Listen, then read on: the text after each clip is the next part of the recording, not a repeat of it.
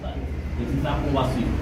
Tous ces composants qu'on vient de citer là, ils ne sont pas reliés à la masse. Parce que c'est le 19 volts qui part pour ces composants-là.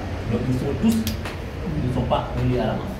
Donc si on mesure en continuité et qu'on voit qu'il y a parmi ces composants-là un qui sonne avec 0 de résistance par rapport à la masse, là on pourra dire qu'il y a court-circuit. Donc c'est ça qu'on va faire. Donc je suis premier transistor par rapport à la masse. Il ne sonne pas, c'est bon. À la sortie, ça ne sonne pas, c'est bon. À l'entrée de la bobine, ça ne sonne pas, c'est bon. À la sortie, ça ne sonne pas également, c'est bon. Il n'y a pas de court-circuit, on continue sur le premier transistor. Ça ne sonne pas, c'est bon. Mais à la sortie, vous voyez, ça sonne. Donc, le court-circuit est après ce transistor-là. Il est après ça. Vous voyez, mais il n'est pas avant ça. Donc là, c'est là où commence le court-circuit. Il passe par là également. Il passe par là. Mais après ça, il disparaît. Donc, il faut qu'on cherche parce que ce composant-là n'est pas en court-circuit. Parce que s'il était en court-circuit, l'entrée et la sortie allaient sonner avec 0 de résistance. Mais comme c'est une partie qui sonne avec 0, on peut dire que le court-circuit est après. Après le composant-là. Ça, c'est l'entrée. C'est ici que l'entrée de lumineux. Et le lumineux ne sort pas ça. On verra ça. On fera un cours complet sur les transistors. On n'avait rien vu sur les transistors. On fera un cours complet. Mais pour le moment, retenez que le 19 volts entre par cette part-là. Elle sort par cette part-là. Comme ça n'a pas sonné avec 0. Donc là, le court-circuit n'est pas là. Il n'y a pas de court-circuit à l'entrée. Mais c'est la sortie qui sonne. Donc ici, c'est le court-circuit. Mais on sait que, comme ici, ça n'a pas sonné, ça sonne ici, donc le composant là est en bon état. Le transistor est en bon état. Vous voyez. Parce que, qu'est-ce qui se passe en PC? Si vous avez une ligne de 9, parce que tout ça c'est la ligne de 9 volts, c'est la tension ici qui passe pour tous ces composants-là. Si un seul des composants qui est relié à la ligne de 9 est en court-circuit, tous les composants seront en court-circuit. Sauf les composants qui, au repos, ne laissent pas passer la tension, comme le transistor. Un transistor, au repos, ne laisse pas passer la tension. Au repos, j'ai dit. Au repos. Un composant qui, au repos, n'est pas ouvert, c'est le transistor. Donc, si vous appliquez, on verra que le transistor est composé de 8 pattes. 3 pattes qu'on appelle la source, une patte qu'on appelle le gate et 4 pattes qu'on appelle le drain. Vous voyez. Donc, pour que la tension qui entre par la source ou bien le drain sorte par l'autre patte, il faut qu'on applique une tension à la gate du transistor. À la gate du transistor. Donc, comme on l'avait vu sur le transistor bipolaire, qui était composé, vous l'avez fait, n'est-ce pas, bipolaire, collecteur, base, émetteur, on avait vu ça, n'est-ce pas? Les premiers coups, le transistor bipolaire, collecteur, base, émetteur. Donc, on sait que la tension, ça dépend des canaux, des NPN, soit on a un NPN, soit on a un PNP.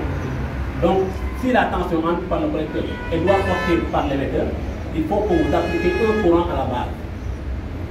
Donc, le transistor bipolaire est contrôlé par un courant appliqué à la base du transistor. C'est différent du transistor MOSFET. Le MOSFET, il est contrôlé par une tension, c'est pas un courant, mais par une tension appliquée au gate du transistor. Au gate, ici. Donc, on a ici les entrées.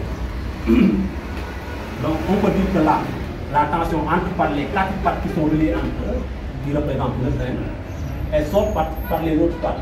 Donc, il entre par le drain et sort par la source. Donc là, on a un canal P, un canal N. Le transistor à canal N, la tension entre par le drain et sort par la source. On verra ça après. On continue. Donc, on sait que toutes ces lignes-là sont en court-circuit. On le marque, il n'y a pas de marque.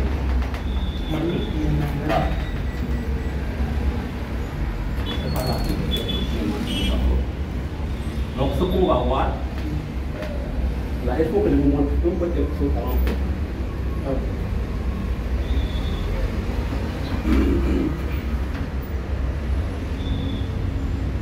On verra l'entrée du chargeur qui est là-bas, là on connecte ici.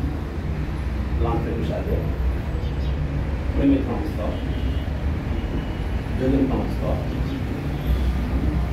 Et la résistance du champ qui est là. Qui est la résistance là. Les trucs en blanc, c'est la résistance. Donc tous ces composants-là sont traversés par le 19.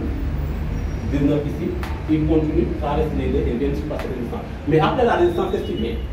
Ça reste aussi. Quel composant vient après la résistance de change? Non.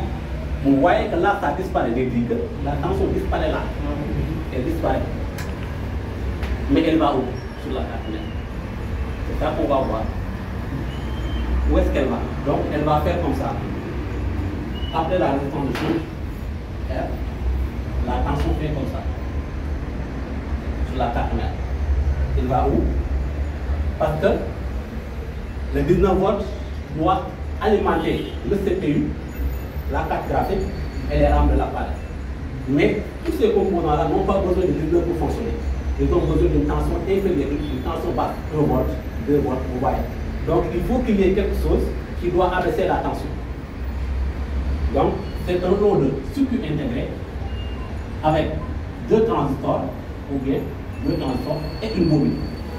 Donc ce lot-là, si vous voyez quelque part, c'est un abaisseur de tension.